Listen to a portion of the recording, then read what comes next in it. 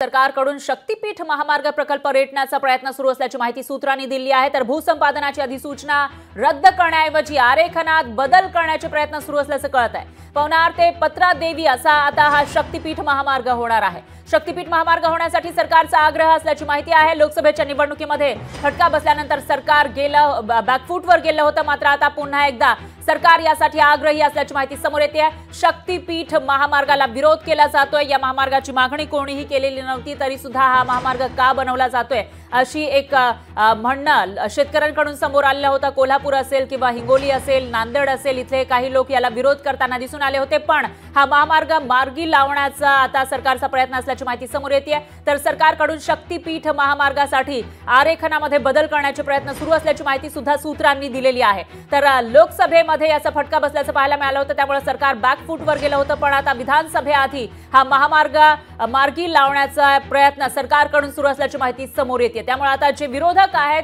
जे या महामार्गाला विरोध करतात, त्यांची यावर काय भूमिका असेल तेही बघावं लागेल।